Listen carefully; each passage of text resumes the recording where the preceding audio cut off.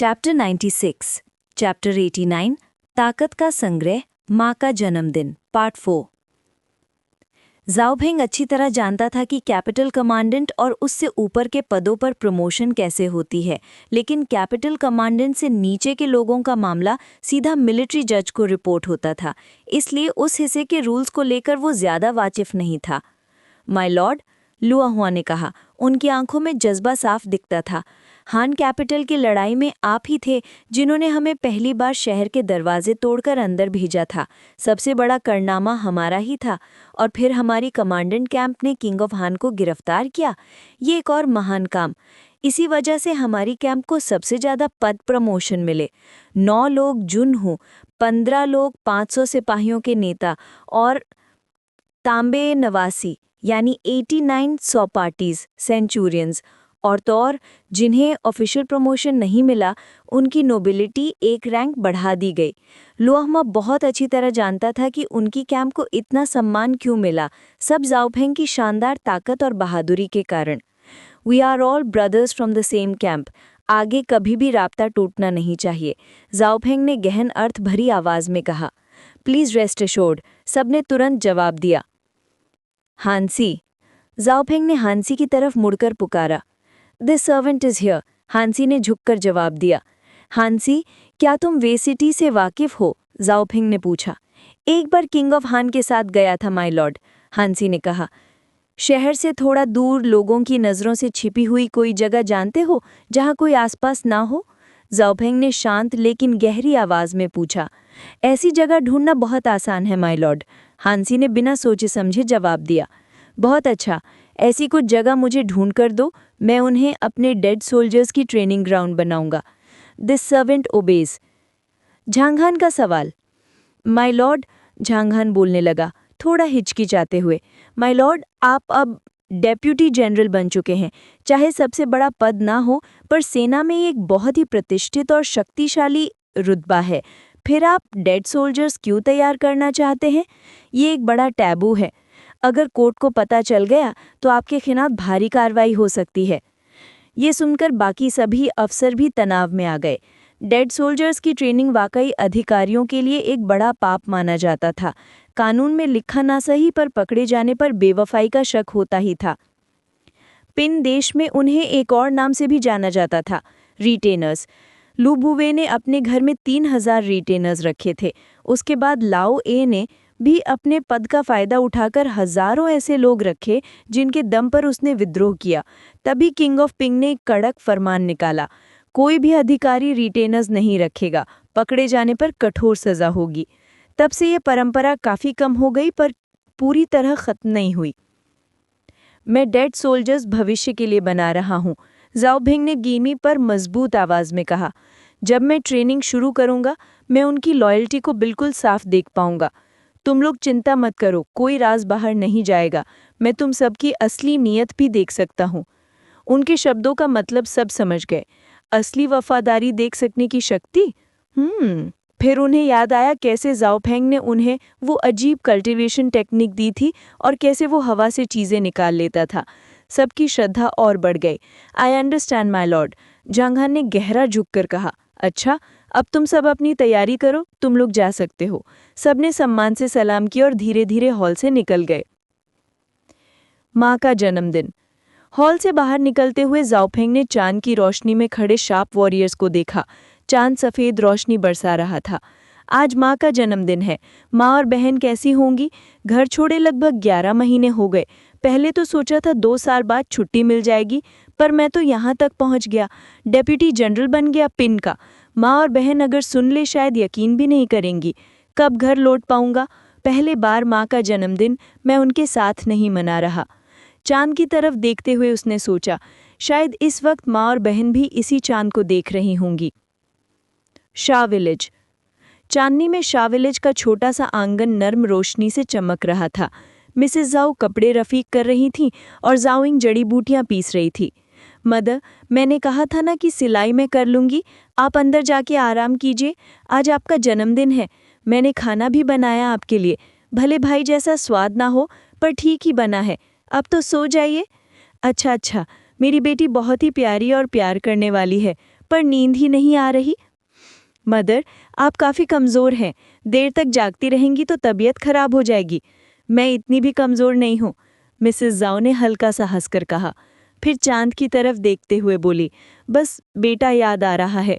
तुम दोनों अभी कुछ ही दिन पहले 16 साल की हुए थे। हमेशा तुम दोनों के जन्मदिन मैं मनाती रही हूँ और मेरे जन्मदिन पर तुम्हारा भाई हमेशा कुछ नया करता था मुझे खुश करने के लिए, पर इस साल वो मेरे साथ नहीं है। मदर, भाई 1 और साल में वापस आ जाएगा, फिर हम तीनों फिर साथ रहेंगे।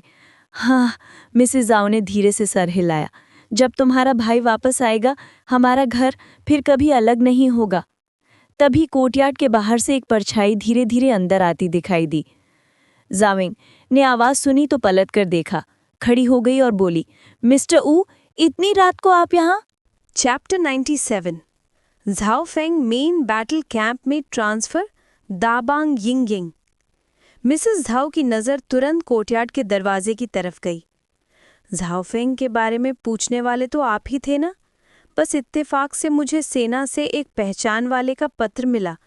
उसमें झाओ फेंग नाम का कोई जिक्र था, पर ये वही लड़का है या नहीं मैं पक्का नहीं कह सकता। वूली जेंग ने हिचकिचाहट से कहा। आज मिसेस झाओ का जन्मदिन भी था। इस वक्त ये बात कहना सही होगा या नहीं वो भी अनश्योर था। मिस्टर वू अंदर आइए। झाओ यिंग तुरंत दौड़ी और कोर्टयार्ड का गेट खोला। मिसेस झाओ ने उनकी हिचकिचाहट महसूस कर ली। विलेज चीफ, जो भी कहना है सीधा कह दीजिए, कोई बात नहीं, उन्होंने धीरे से कहा। तो फिर सच बताऊं, ये खबर अच्छी ही लग रही है, वूली जेंग ने हल्की मुस्कुराहट के साथ कहा। लॉजिस्टिक्स आर्मी में एक झाओ फेंग ने बहुत बड़ा काम किया है। कहता है कि उसने हान का एक ग्रेट जनरल मार गिराया। अब पूरे लॉजिस्टिक्स आर्मी में उसका नाम घूम रहा है। मिसेस झाओ की सांसें तेज हो गईं। फिर क्या हुआ? उन्होंने बेचैनी से पूछा।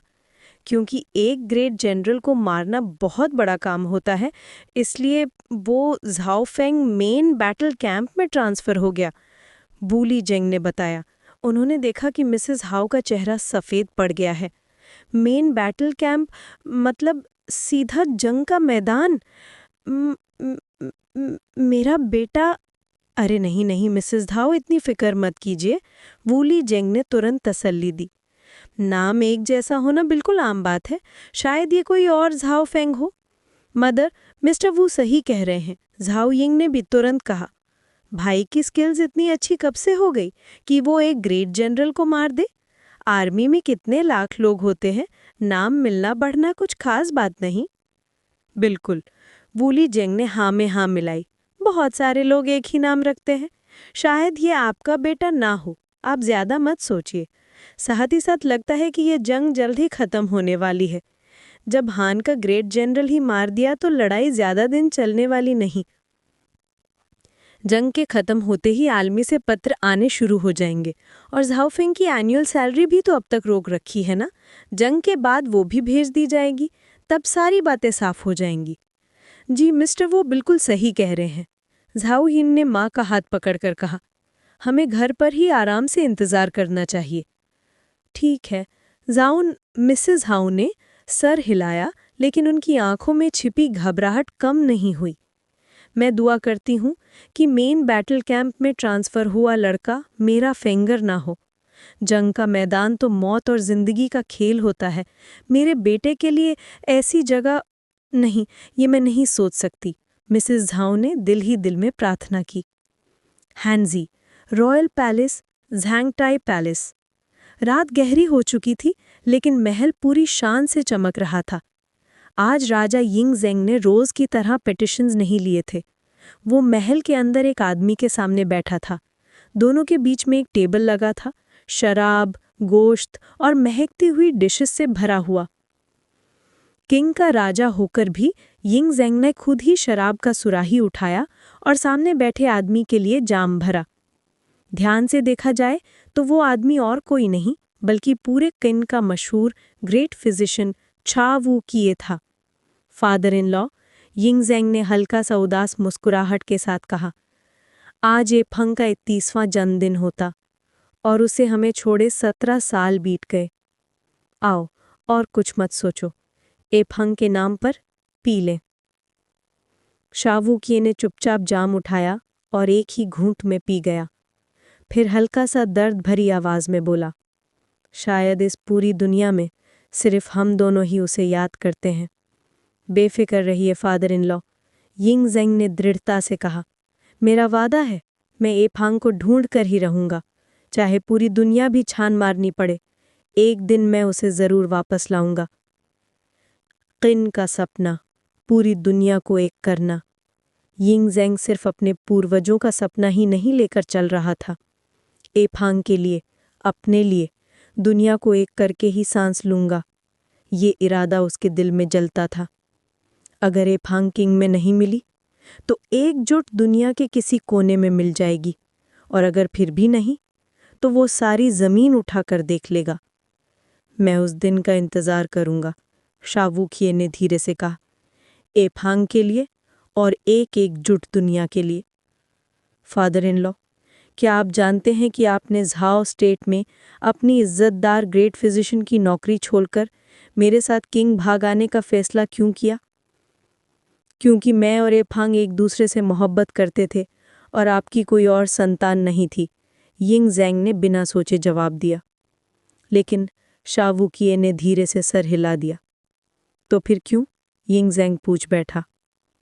जब तुम्हें झाओ की जेल में डुबाकर मारने वाले थे और शेन युए तुम्हें उठाकर मेरे पास लाया, वही मेरा तुमसे पहला मिलना था। वही दिन एफांग से मेरा पहला मिलना भी था। यिंग ज़ेंग के चेहरे पर हल्की सी याद भरी मुस्कान उभरी। फिर तुम मेरे घर के पास रहने लगे, शावूकिए ने याद किया। शेन युए ने तुम्हें राजधर्म सिखाया।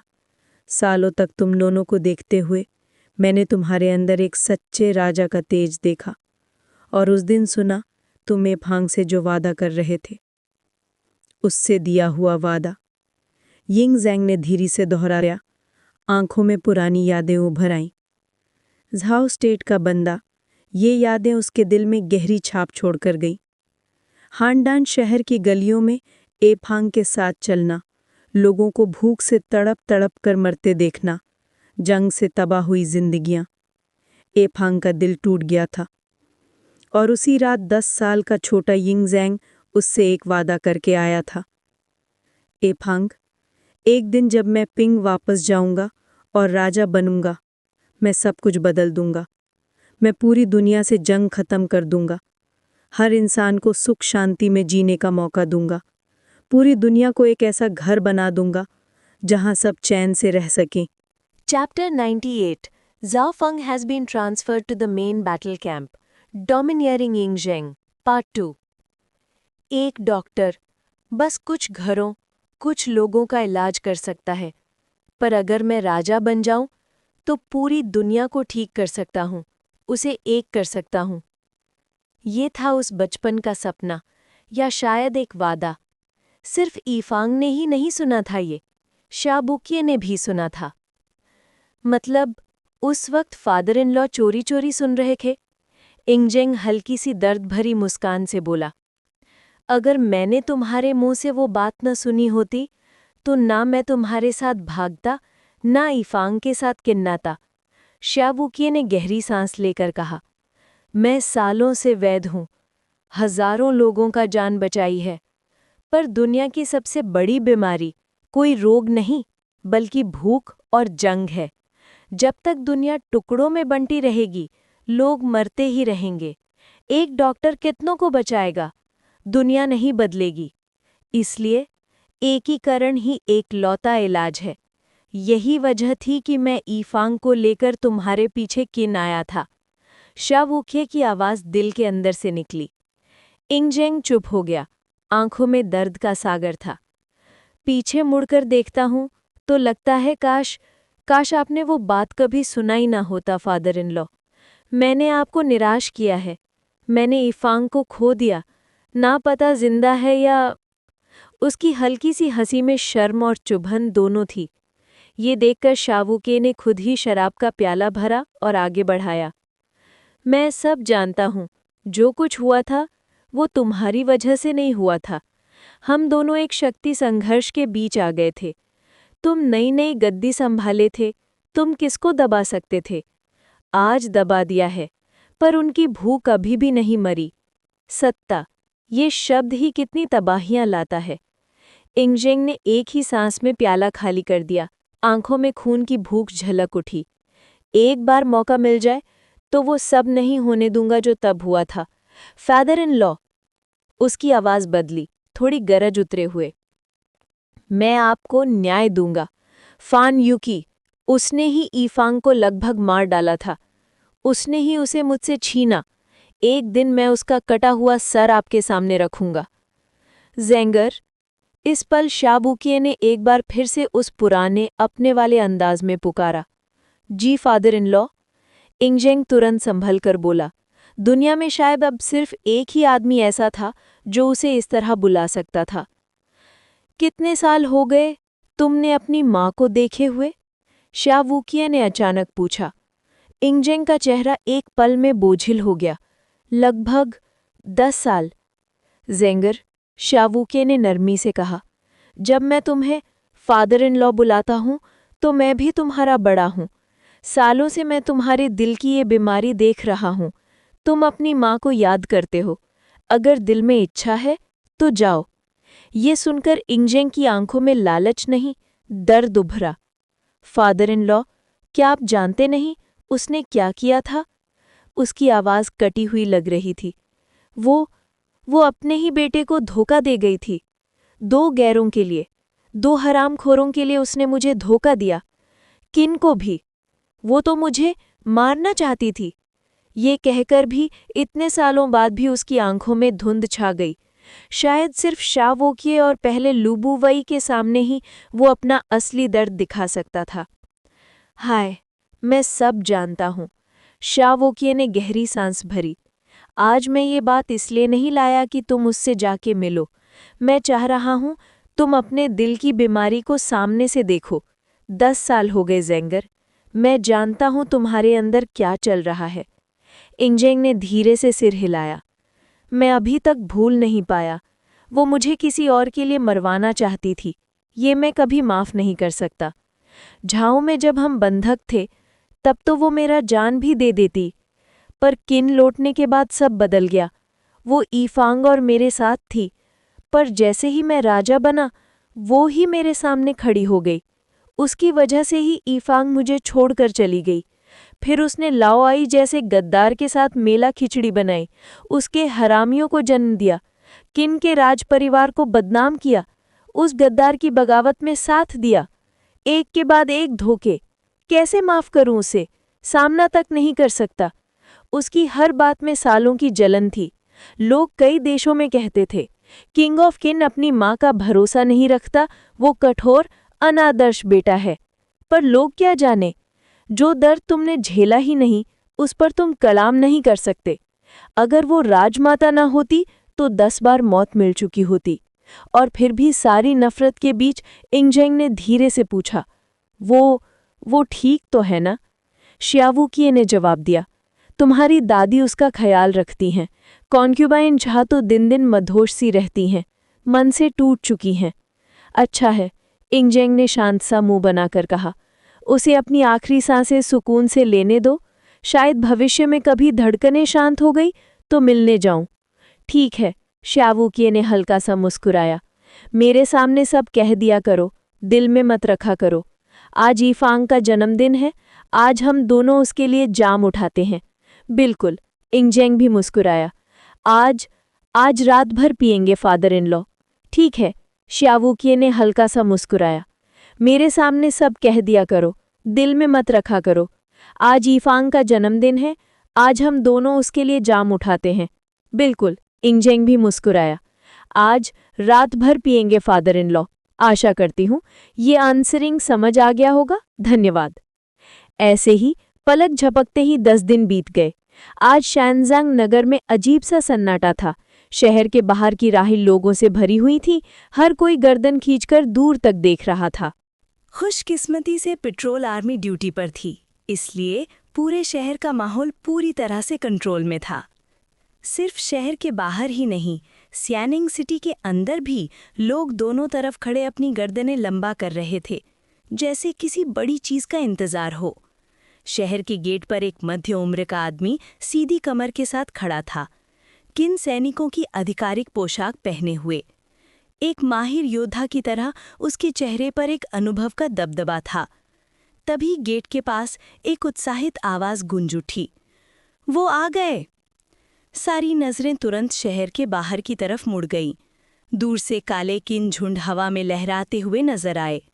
उनके नीचे काले बाजू वाले एलीट फुट सोल्जर्स और कैवलरी धीरे धीरे सियानियांग की तरफ बढ़ रहे थे।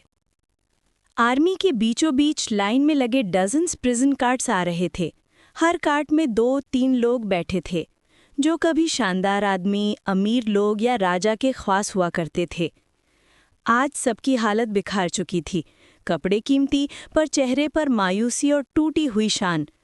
इन सब के आगे चल रहा था एक जंग जला हुआ वॉरियर, रक्त से रंगा हुआ वर्दी, आंखों में एक डरावनी दबदबे वाली खामोशी। लैंटियन कैंप का सीनियर जनरल वैंग जियान।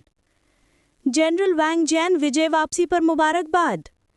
सीनियर जनरल का स्वागत है। शहर के दरवाजे पर जोश की लहर उठ पड़ी। पूरा सियानियांग जैसे एक साथ जी उठा हो। जनरल वैंग जियान की विजय वापसी का स्वागत हो। अंदर हो या बाहर, सियानियांग के हर कोने से आवाजें गूंज उठी। नागरिकों के लिए वैंग जियान का ये जीत सिर्फ एक विजय नहीं, हान को पूरी तरह से मिटा देने वाली ये जीत उनके लिए गौरव की बात थी। वैंग जियान, उनका अपना महान योद्धा। कई पुराने किन लोगों के लिए दुनिया को एक करना एक सपना था, जो उनके पुरखों ने उनके खून में घोला था। उनके जज्बात, उनका एकजुट हौसला, ये सब आज चेहरों में साफ दिखता था। हम लोग ओल्ड किन हैं, जब हम एक हो जाएं तो दुनिया पर राज हमारा ही होता है। इस जोश भरी हवा में वैंग जियान अपने घोड़े पर सवार जीत का एहसास दिल से महसूस कर रहा था।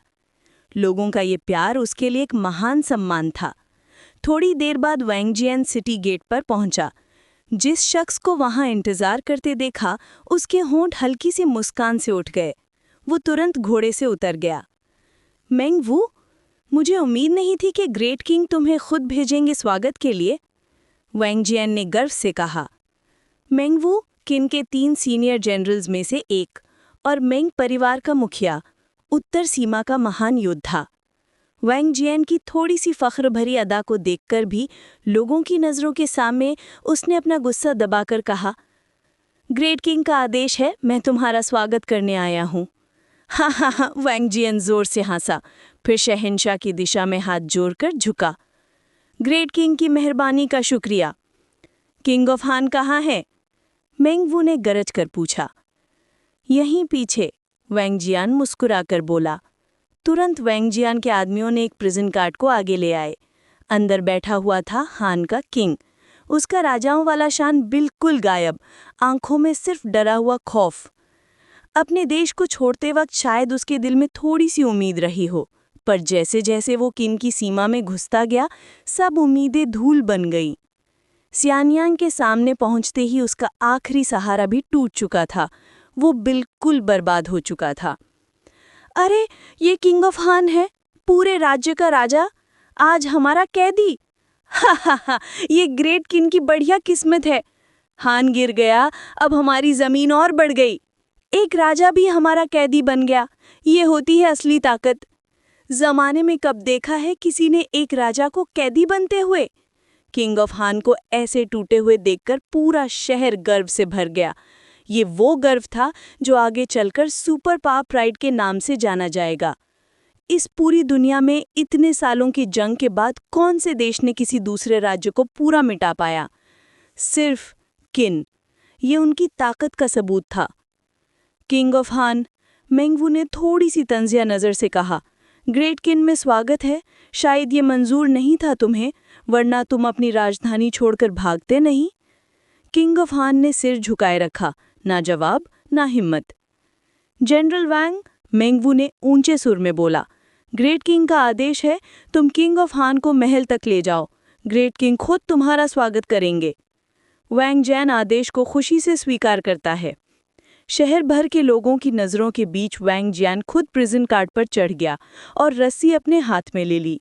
मेंग वू ने भी अपना घोड़ा संभाला। किन के 2 महान सीनियर जनरल्स खुद किंग ऑफ हान को महल ले जाने वाले थे। उनके पीछे वैंगजियान के सैनिक और एड्स बाकी हान के ऑफिशियल्स को लेकर शहर में घुसते चले आए। जो लोग कभी हान में ताकतवर थे, आज स्यानयांग की गलियों में कैदी बनकर घुस रहे थे।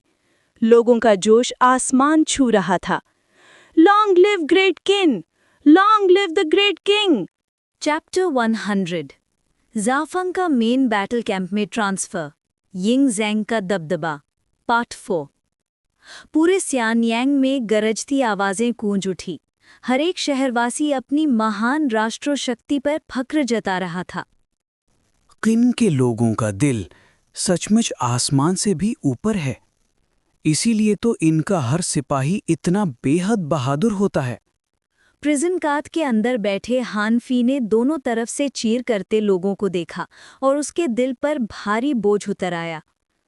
केवल लोगों को देखकर ही इतना बड़ा फर्क। ये सब शायद किन के रिफॉर्म्स का नतीजा है। कानून सख्त हैं, पर हर नागरिक को एक गरिमा तो देते ही हैं। हानफी ने सोचा और चुप हो गया।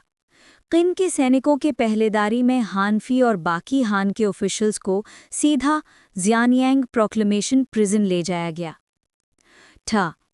किन royal palace morning discussion hall के बाहर यिंगज़ेंग सीढ़ियों पर खड़े थे। नीचे सभी सिविल और मिलिट्री ऑफिशियल्स बड़े गंभीर चेहरे के साथ खड़े थे। तभी ब्लेयर ब्लेयर बुगेले की आवाज आसमान तक गूंज गई।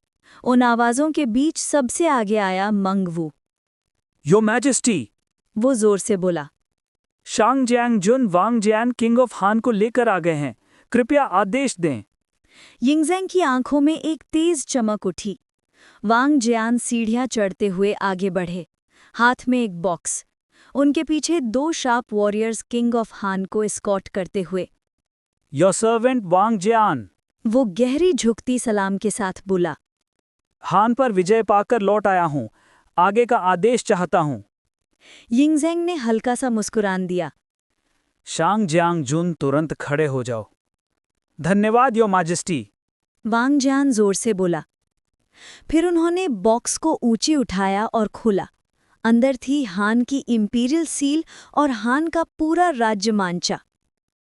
योर मैजेस्टी, वांगजियान की आवाज घेतों तक गूंजी। ये हान का राज मुद्रा और उसका पूरा राज्य मांचा यहाँ प्रस्तुत है। हान का नामो निशान मिटा दिया गया है। आज से वो सब ग्रेट किन का हिस्सा हैं, आपके अधीन। यिंगज़ेंग ने इशारा किया। तुरंत ज़ाओगाओ नीचे उतरकर बॉक्स लेकर उनके आगे घुटनों पर बैठ गया। यिंगज़ेंग ने हान की सील उठाई और उसकी नज़र सीधी जा लगी हान आन पर। उसका चेहरा बिल्कुल उदास और डरा हुआ था। हान आन, यिंगज़ेंग की गरजती आवाज गूंजी। इससे स्वीकार नहीं करते? सारे किन के मंत्री उसकी तरफ मुड़ गए। हानान दबाव में आ गया, तंग आकर घुटनों पर गिर पड़ा। मैं हिम्मत नहीं करता। यिंगज़ेंग की नज़र और तेज हो गई।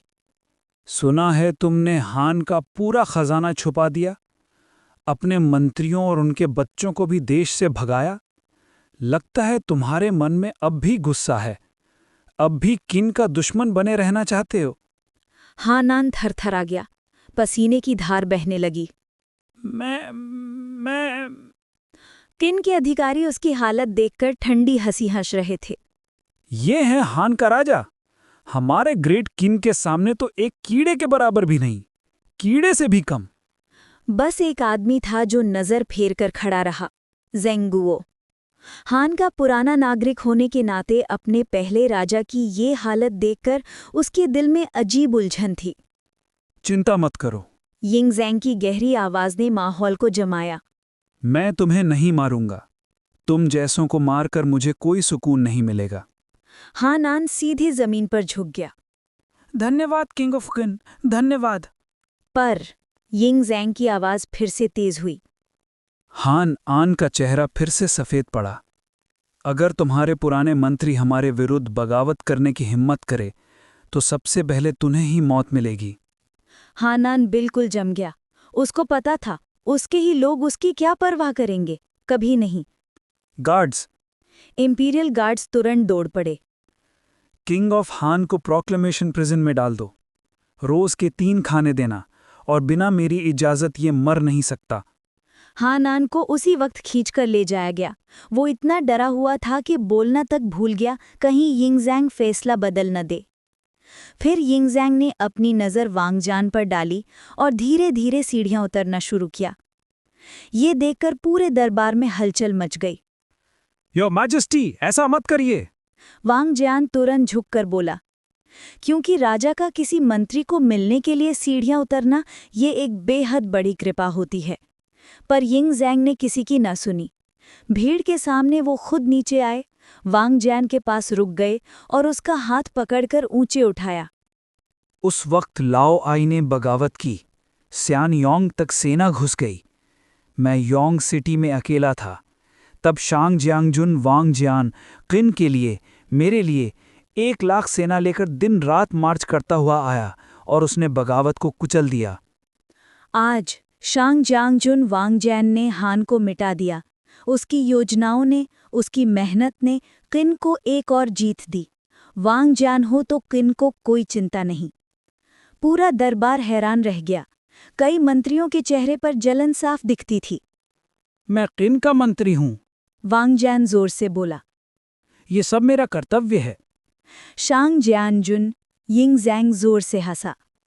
तुम सभी मंत्रियों के लिए एक मिसाल हो। मैं तुम पर पूरा भरोसा रखता हूँ। फिर उनका हाथ थामे हुए उन्हें वापस सीढ़ियों पर लेकर ऊपर चढ़ गए। वहां पहुंचकर यिंगज़ैंग ने दरबार की तरफ मुड़कर घोषणा की। शांग जियांगजुन ने हान पर जीत में महान योगदान दिया है। उनकी नोबल रैंक 1 स्टार बढ़ाई जाती है। उन्हें 1000 एकड़ खेती की जमीन, 100 सुंदर स्त्री, 1000 नौकर, 1000 सोने के टुकड़े, 1 लाख कॉइन्स, 100 जेट तलवारें, तीर धनुष और भालों का पूरा सेट प्रदान किया जाता है। ये सब एक मंत्री को मिल सकने वाले सबसे बड़े इनाम थे। योर मैजेस्टी के मेहरबानी हद से ज्यादा है। वांगजान ने अब भी विनम्र चेहरे से कहा। वांगजान बहुत समझदार था। कोर्ट में ज्यादा तेज चमकना कभी अच्छा नहीं होता, इसलिए वो अक्सर जानबूझकर कुछ कमियां छोड़ देता था ताकि किसी को डर न लगे कि वो कुछ ज्यादा ही बड़ा हो रहा है। पर इस वक्त जितना ज्यादा सम्मान मिल रहा था, उतना ही उसके दिल में घबराहट बढ़ रही थी। मैंने ज़ाओफंग का मुद्दा एक पल के लिए भी नहीं भूला है। अगर मुझ पर जबरदस्ती कोई रिश्ते की बात थोपी गई तो ये मेरे लिए तूफान बन जाएगा। चैप्टर 101। चैप्टर 91। झाओफेंग का बैकग्राउंड यिंगज़ैंग के सामने रखा गया। महाराज, वांगवान आगे बढ़कर मुस्कुराते हुए बोला, सीनियर जनरल की विजय यात्रा के बाद उन्हें बड़े पुरस्कार देने के साथ साथ शायद वो पुरानी बात भी तय करने का वक्त आ गया है, प्रिंसेस लियो यांग की शादी वाली। ऊपर से ये एक हल्का सा मुद्दा लग रहा था, पर अंदर ही अंदर ये वांग जियान के प्रति एक बड़ा सा गुडविल स्टेप था। वांगवान, जो क्राउन प्रिंस फूसू का पक्का समर्थक था, वो चाहता था कि प्रिंसेस लियो यांग को वांगबेन से ब्याह करवाने के बाद वो अगला मुद्दा उठाए, वांग जियान की बेटी की शादी फूसू से।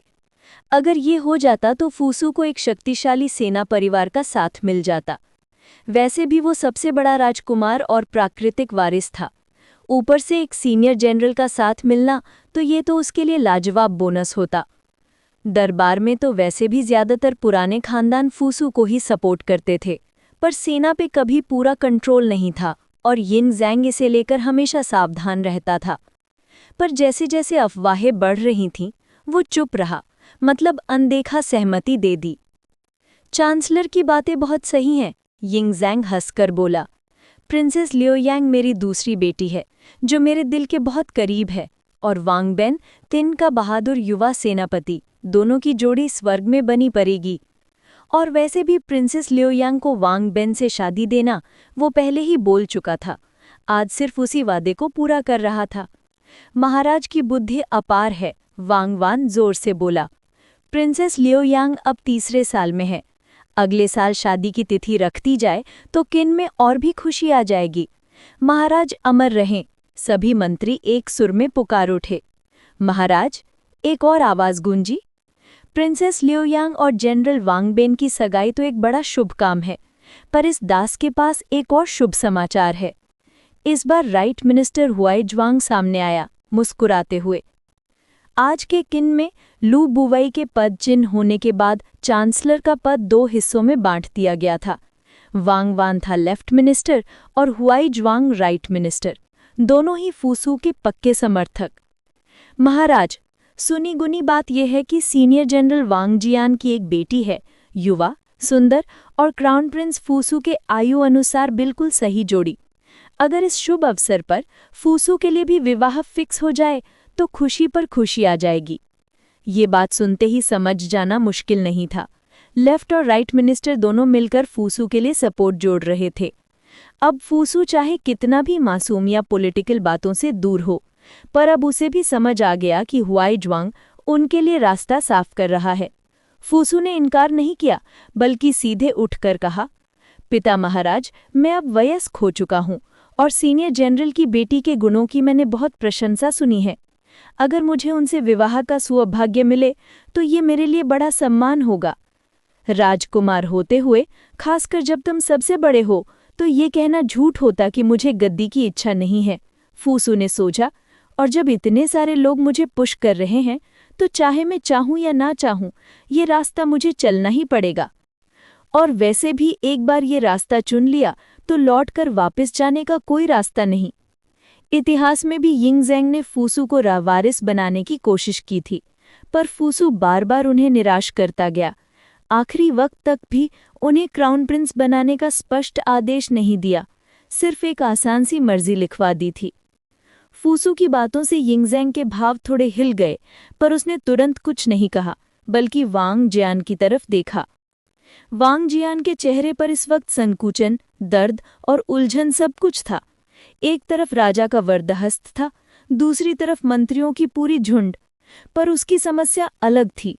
ये वाकई एक बड़ा सम्मान है, पर अगर मैं मना करता हूँ तो ना सिर्फ राजा का विरोध होगा, बल्कि फूसू को भी नाराज कर दूंगा, जो लगभग निश्चित रूप से अगला क्राउन प्रिंस होगा ही। भविष्य के राजा को नाराज करना, ये तो परिवार के लिए विनाश समान है। पर फिर उसके दिमाग में एक ही सोच घूम गई, झाओ फेंग, उसका डरावना पोटेंशियल, उसकी चारों तरफ फैलती छाया। अगर झाओ फेंग ने वाकई वांगयान को चुराकर भागने की कोशिश की तो किन इसे कभी नहीं माफ करेगा, और तब झाओ फेंग एक भयानक शत्रु बन जाएगा पूरे देश का। महाराज, वांग जियान धीले से बोला। सीनियर जनरल, यिंगज़ेंग मुस्कुराया। जो कहना चाहो खुलकर कहो, चाहे तुम हाँ बोलो या ना, मैं नाराज नहीं होऊंगा। ये सुनकर वांग जियान सामने आया, गहरी प्रणाम की और बोला, महाराज को धोखा देना पाप होगा। सच ये है, मेरी बेटी अपना मन किसी और को दे चुकी है। ये कोई बड़ी बात नहीं, हुआई ज्वांग तुरंत बोला।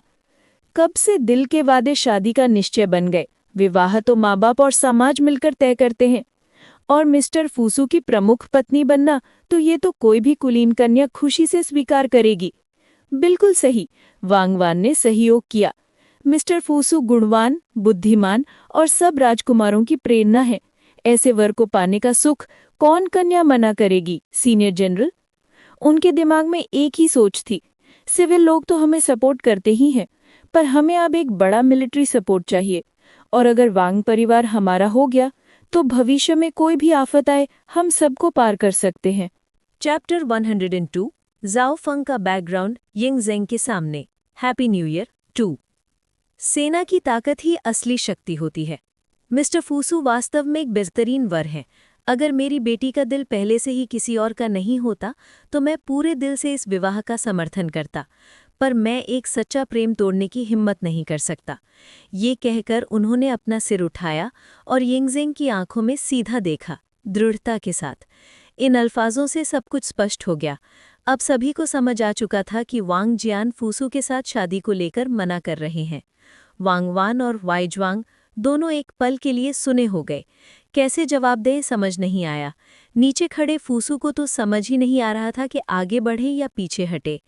पर यिंगज़ेंग के चेहरे पर ज्यादा बदलाव नहीं आया, लेकिन प्रेमियों को अलग कर देना, ये सुनकर उनके दिल के किसी कोने में दर्द सा उठ गया।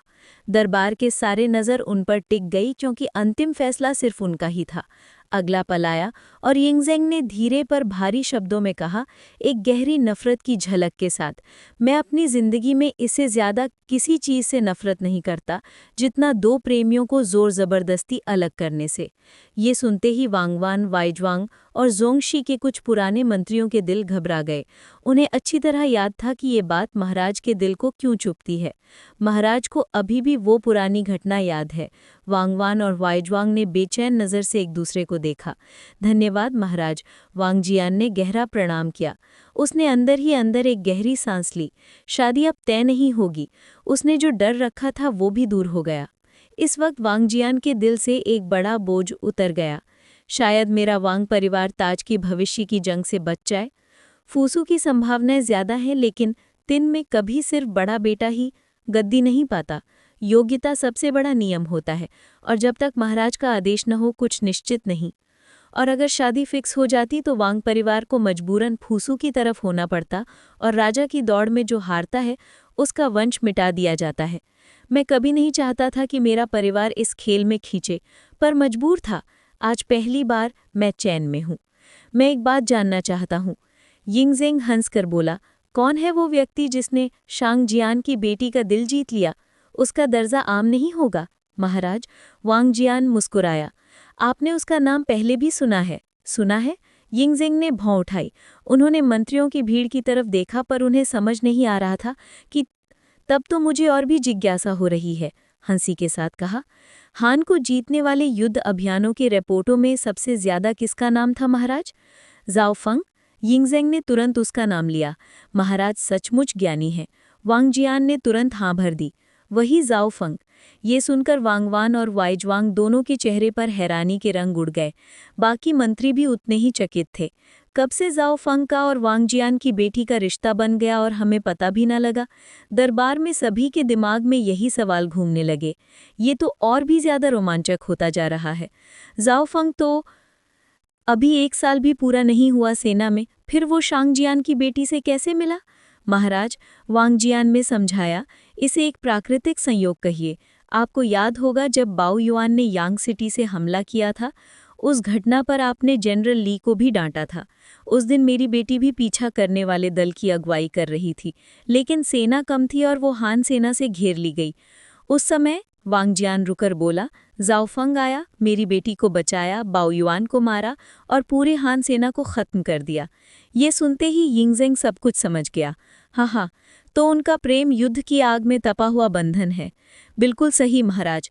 वांग जियान ने मौका पकड़कर बोला, अगर कोई और होता तो शायद मैं इनकार करता, लेकिन जिसने मेरी बेटी को बचाया और दोनों एक दूसरे से गहरा प्रेम करते हैं, उन्हें अलग करना मेरे वश में नहीं। फिर वांग जियान ने नीचे खड़े फूसू की तरफ मुख किया, गहरी प्रणाम किया। मिस्टर फूसू, मेरी बेटी का दिल किसी और का हो चुका है। मुझे क्षमा करें, मैं इस विवाह को स्वीकार नहीं कर सकता। ये सुनते ही फूसू की ऑकवर्ड स्थिति भी खत्म हो गई। मुस्कुराते हुए उसने प्रणाम किया। मैं अनजान था इसलिए कुछ अधिक बोल गया। मुझे क्षमा करें शांग जियान। मैं आपसे क्या द्वेष कर सकता हूँ? वांग जियान बार बार बोला। पिता, फूसू ने तुरंत यिंगज़ेंग की तरफ देखकर कहा, जब दोनों का दिल मिल चुका है तो मैं कैसे किसी जोड़े को तोड़ सकता हूँ? दोनों मंत्री जो विवाह का प्रस्ताव लाए थे, मुझे लगता है उसे यहीं रोक देना चाहिए। ये सुनकर यिंगज़ेंग ने सराहना में हाँ हिलाई। अच्छा है फूसू, मुझे हमेशा जबरदस्ती की शादियों से नफरत रही है, पर तुम अब वयस्क हो चुके हो, तुम्हारा विवाह तय होना चाहिए। फिर उनकी नज़र एक और जगह गई। तिंगवेई उन्होंने पुकारा, अगर मैं गलत नहीं हूं तो तुम्हारी बड़ी बेटी की उम्र भी फूसू के बराबर ही होगी, सही? यह अचानक सवाल सुनते ही लीसी के पैर थरथरा गए। वो तुरंत आगे बढ़े। महाराज की सेवा में लीसी ने प्रणाम किया। हाँ, मेरी बड़ी बेटी और फूसू की उम्र करीब करीब एक जैसी है, तो ठीक है। यिंगज़ेंग ने हंसी के साथ तुरंत फैसला सुना दिया। मैं ही निश्चित करता हूँ तुम्हारी बड़ी बेटी का विवाह फूसू से होगा। ताइपू एक शुभ दिन चुन ले। ये लीसी का चेहरा सफेद पड़ गया। Chapter 96, chapter 103। ज़ाओ फंग का बैकग्राउंड यिंगझंग के सामने। फूसू का चेहरा तुरंत बदल गया और वो खड़े हो गए। फादर, आपका बेटा अभी सिर्फ 14 साल का है। मैं अभी बहुत छोटा हूँ। शादी का मामला बाद में डिस्कस किया जा सकता है। इस पर वांगवान और हुआई जुआंग, जो पहले फूसू की शादी को सपोर्ट कर रहे थे, चुप हो गए। उनके चेहरों पर एक हल्का सा उदासी का रंग उभर आया। दरबार में पुराने खानदान और नए खानदान के बीच का संघर्ष अभी पूरी तरह से फूटकर बाहर नहीं आया था, पर पूरी तरह फटने में देर भी नहीं थी। अगर लीसी की बेटी की शादी फुसू से हो जाती तो ये उनके लिए बिल्कुल भी अच्छा नहीं था। लीसी के लिए भी ये बात उतनी ही बुरी थी। उसकी बेटी की शादी फुसू से, इसका मतलब क्या होता? वो लीगलिस्ट था, देश को कानून की सख्ती से चलाने का पक्का सपोर्टर, और फुसू पूरी तरह से अलग सोच वाला। ऊपर से लीसी नए खानदान का मुख्य नेता था और वांगवान की फैक्शन से हमेशा टकराव चल रहा था। दोनों तरफ छुप छुप के जंग होती रहती थी। शायद तिंगवई इस बात को पसंद नहीं करते। यिंगझंग ने भौं चढ़ाकर लीसी को देखा। राजा की नजर पड़ते ही लीसी का दिल एक धमके के साथ धड़का। वो झुककर बोला, कैसे हो सकता है कि आपका दास शहंशाह के फरमान को ना माने? फुसू, यिंगझंग की आवाज सख्त हो गई।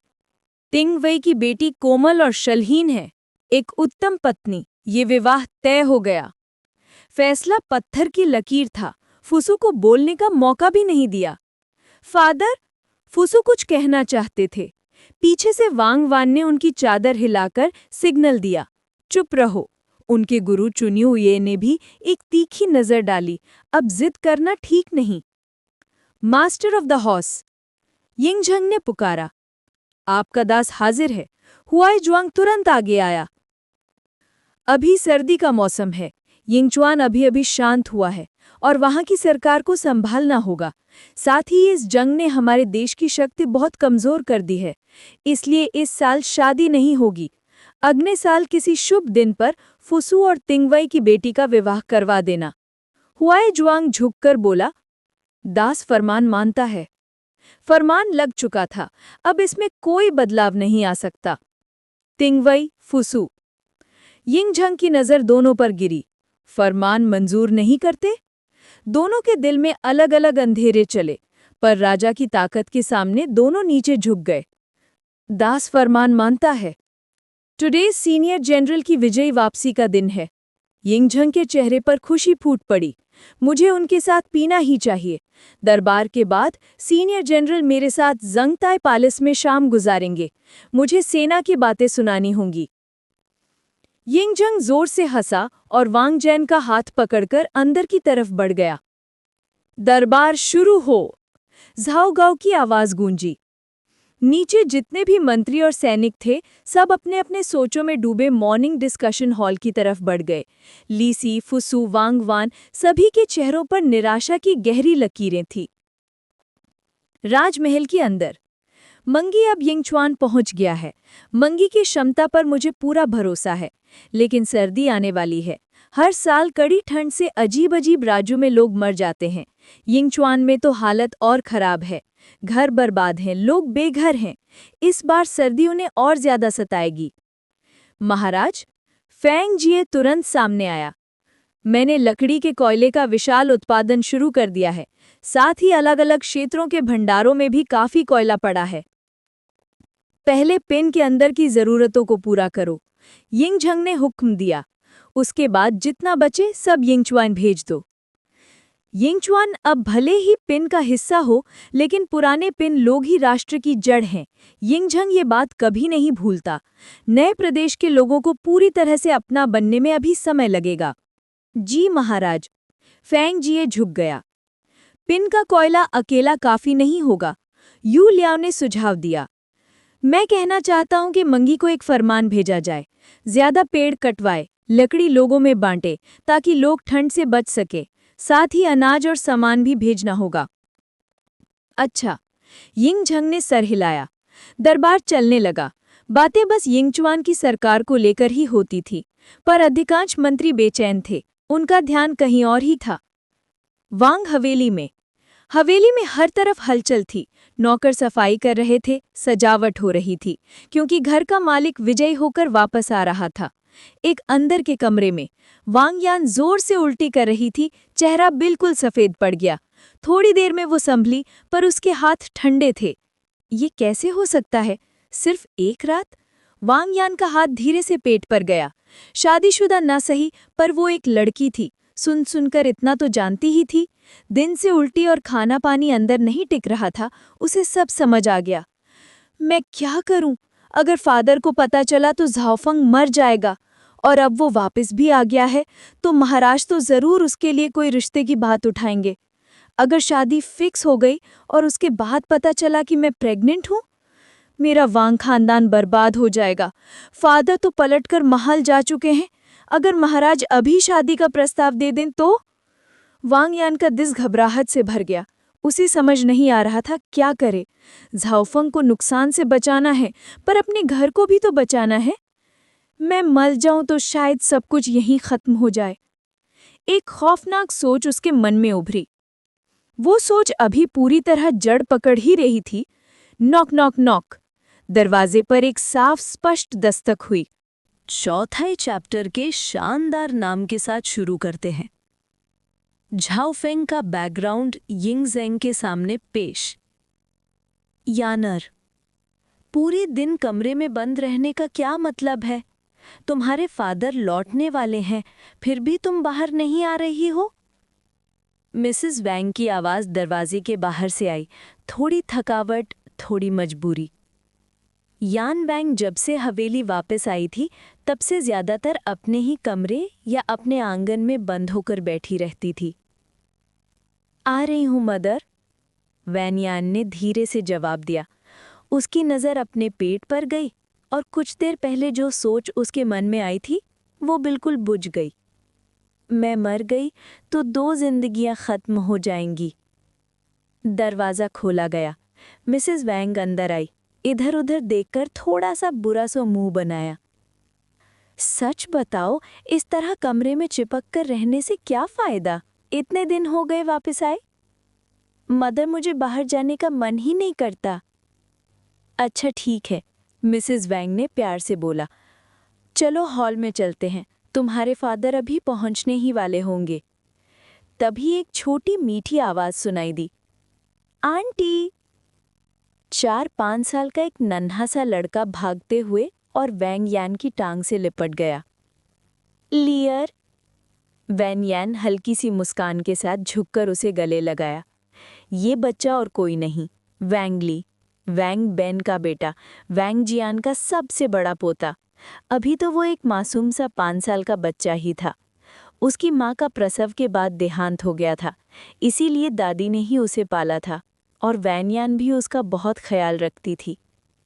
आंटी, आप लियर के साथ अब खेलती ही नहीं हो। आंटी की तबीयत ठीक नहीं थी ना, थोड़ा बेटर फील करूं तो हम दोनों फिर से खेलेंगे। मिसेस वैंग ने बेचैनी से पूछा। यानर, तुम वापस आने के बाद से अजीब सी हो गई हो, कुछ हुआ है क्या? अपनी माँ को बताओ, सब कुछ अपने अंदर दबाकर रखना ठीक नहीं होता। वैंग जियान की तरह ही मिसेस वैंग भी अपनी बेटी पर जान देती थी। मैं ठीक हूँ मदर, वैन यान ने झूठ बोला। अंदर ही अंदर डर और उलझन का तूफान चल रहा था। चलो, मिसेस वैंग ने हाथ पकड़कर कहा, हॉल में चलते हैं, तुम्हारे फादर बस पहुंचने ही वाले होंगे।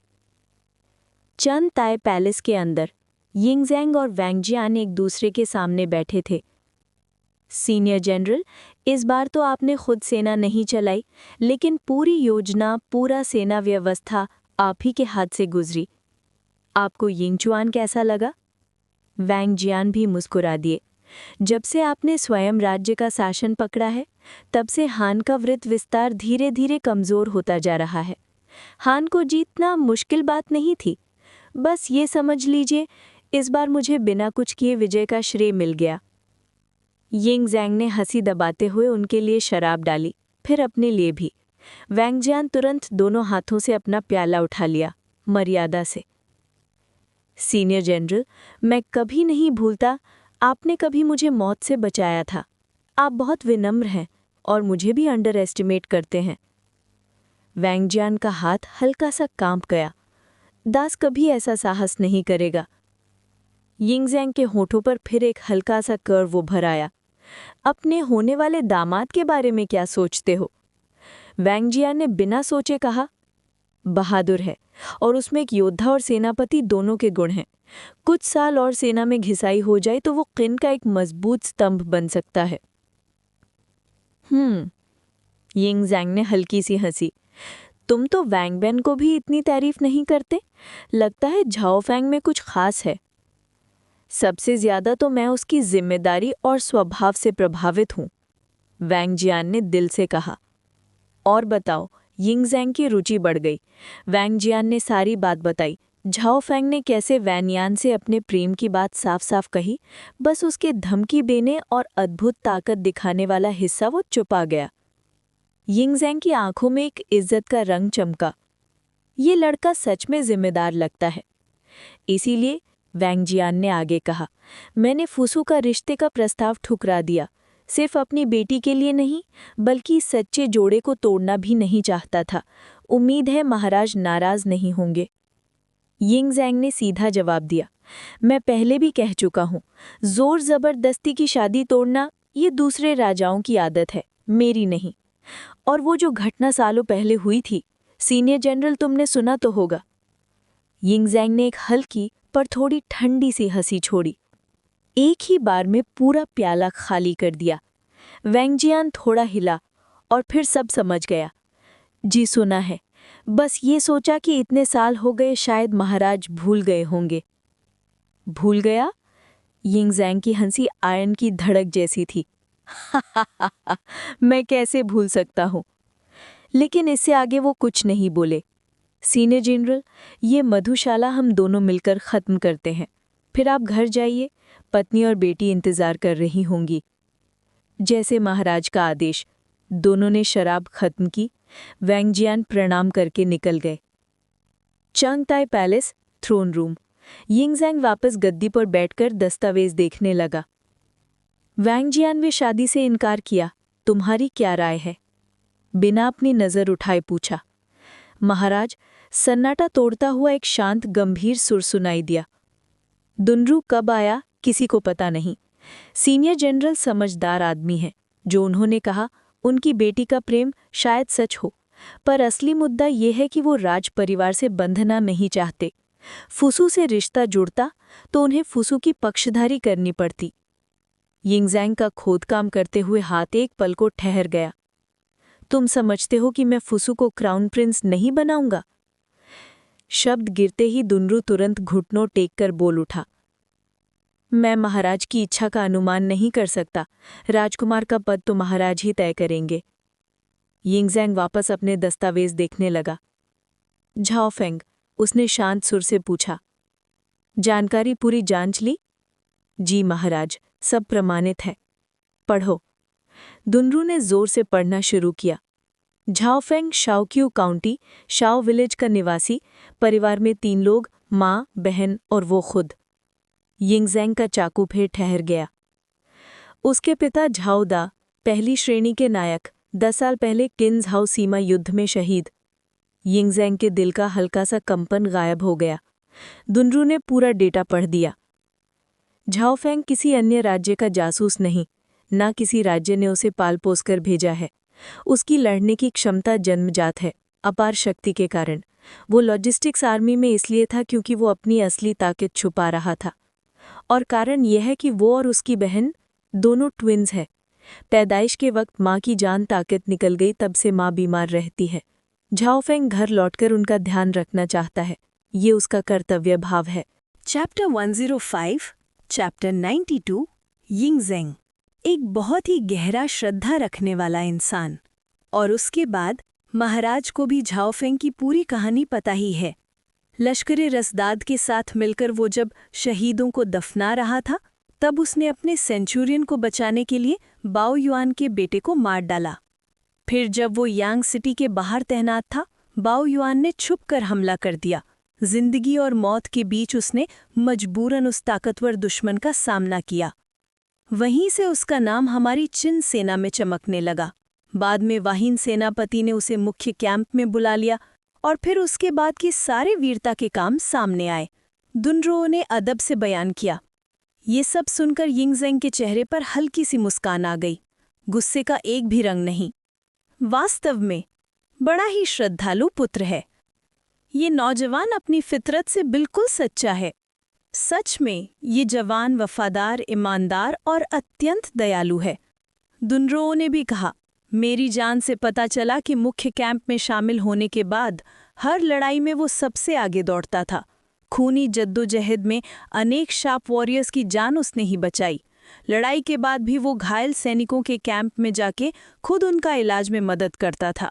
हेबिंग प्लेटफॉर्म का मुख्य होने के नाते दुनरों को राजा का पूरा भरोसा था, और जब से महाराज ने झाओ फेंग में इतनी दिलचस्पी दिखाई, तब से दुनरों ने भी बिना कुछ छिपाए सब सच बोल दिया। लगता है झाओ फेंग के वंशजों को लेकर कोई चिंता की जरूरत नहीं, यिंगज़ेंग ने धीरे से कहा। इस नौजवान को अब और जिम्मेदारी दी जा सकती है। दुश्मन की राजधानी तोड़कर उनके राजा को पकड़ने के बाद यिंगज़ेंग ने दुनरों को उसका पिछला इतिहास खोजने का हुक्म दिया था, क्योंकि चीन में सिविल लोग दूसरे राज्यों से हो सकते हैं, पर सेना की ताकत कभी किसी बाहरी के हाथ में नहीं जा सकती। सेना की ताकत ही तो राज्य को हिला सकती है। महाराज बिल्कुल सही फरमाते हैं, दुनरों ने कहा।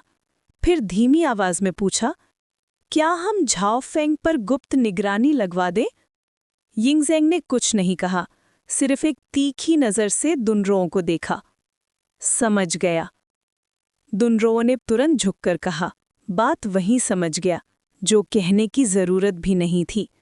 जा सकते हो, यिंगज़ेंग ने हाथ हिलाकर कहा। दास आज्ञा पालन करता है, कहकर वो वहां से निकल गया। उसके जाने के बाद यिंगज़ेंग गजरा से आवाज लगाकर बोला, मेरी आज्ञा सुनो। पैलेस के दरवाजे खुले। झाओ गाओ झुककर धीरे धीरे अंदर घुसता हुआ सिंहासन के पास आकर घुटनों पर गिर गया। उपसेनापति झाओ फेंग ने राज्य के लिए अनुपम सेवा की है। उसकी माता गांव में अकेली रहती है। उसके लिए एक शानदार हवेली बनवाई जाए, 50 नौकर दिए जाएं, 100 सोना, 10,000 चांदी के सिक्के और 50 साल पुराना एक जिनसिंग दिया जाए। शाओफू को तुरंत सारी वस्तुएं प्रदान करने का हुक्म है, यिंगज़ेंग ने धीरे पर मजबूत आवाज में कहा। फिर उन्होंने एक पहले से लिखा हुआ शहंशाही फरमान झाओगाओ को थमा दिया। झाओगाओ घुटनों के बल आगे सरकता हुआ फरमान लेते हुए बोला, दास आज्ञा स्वीकार करता है, और झट से वापस निकल गया। शांताई पैलेस में अब सिर्फ यिंगज़ेंग अकेला रह गया था। वांग जियान, तुम वाकई बहुत होशियार हो। फुसू, तुमने एक बार फिर मुझे निराश किया। उम्मीद करता हूं कि ली सी की बेटी से ये शादी तुम्हें बदल सके, वरना अगर तुम अब भी वांग वान और उसकी पार्टी के हाथ के कठपुतली बने रहे तो तुम कभी कुछ कहने लायक सिद्ध नहीं होगे। यिंगज़ेंग धीमी आवाज में बोलता रहा। फुसू के लिए उसकी आंखों में सिर्फ निराशा ही थी। चैप्टर 106, चैप्टर 93, फुसू का निवास। राजकुमार, हम इस हालत में क्या करें? फुसू ने उदास चेहरे से पूछा। ली सी हमारे राजनीतिक विचारों के बिल्कुल विपरीत है। वो कठोर कानूनों पर चलने वाला आदमी है, और मैं दया और करुणा पर वो कभी मेरा सहयोगी बन ही नहीं सकता। और अब पिताजी ने जबरदस्ती उसकी बेटी से मेरा विवाह तय कर दिया। आज दरबार में हुए विवाह के घोषणा पत्र ने उसका खून खौला दिया था। राजकुमार, वांगवान ने ठंडी सांस भरी। शाही फरमान को कोई नहीं टाल सकता। फैसला हो चुका है, अब बदलने का कोई रास्ता नहीं। क्या मुझे सच में ली सी की बेटी से विवाह करना ही होगा? फुसू अभी उलझन में था। कौन है जो राजा की पवित्र आज्ञा का उल्लंघन कर सके? क्या ही दुर्भाग्य है। वांगवान ने दुख से कहा। वांग जियान बहुत तेज दिमाग का है। अगर उसने आपकी शादी का प्रस्ताव माना नहीं किया होता तो शायद राजा कभी ली सी की बेटी का विवाह आपसे ना करते। उनकी असली सोच तो ये थी कि वांग जियान से रिश्ता जोड़कर फुसू सेना की ताकत अपने पक्ष में कर ले, पर यह सब जिद से उल्टा हो गया। और ली सी, वो कभी फुसू का आदमी नहीं बन सकता, ना राजनीति की वजह से, ना ही पुराने और नए राजवर्ग के बीच के संघर्ष की वजह से। राज्य एक बड़ा केक है। शहंशाह के पास पूरा अधिकार, लेकिन नीचे जो ताकत बांटी जाती है उसका लालच पुराना नोबिलिटी भी रखता है और नया नोबिलिटी भी। ये दांव पेच की लड़ाई कभी खत्म नहीं होती। सत्ता की जंग हमेशा खून पसीने की होती है। चाहे फुसू ली सी की बेटी से शादी कर ले, फिर भी ना वो लीसी को पसंद करेगा, ना लीसी उसके पक्ष में आएगा। ये एक ऐसी दीवार थी जो कभी टूट नहीं सकती। हो सकता है झाओ फेंग सिर्फ एक बहाना था जो वांग जियान ने जानबूझकर बनाया। वांग जियान बिल्कुल बेवकूफ है। राजकुमार, आप तो पूरे राज्य के भविष्य के वाली अहद हैं और उसने आपका प्रस्ताव ठुकरा दिया। झाओ फेंग चाहे कितना भी सेना में चमक गया हो, लेकिन वो आपका मुकाबला कैसे कर सकता है? एक साधा उपसेनापति की हिम्मत कैसे हुई? उसके हिसाब से झाओ फेंग के अचानक आने से उनकी सेना पर वर्चस्व हासिल करने की पूरी योजना बर्बाद हो गई। वो बात अब बीत चुकी है, वांग वान ने कुछ सोचकर कहा। वांग जियान ने बिल्कुल सही वक्त पर सही बात कही।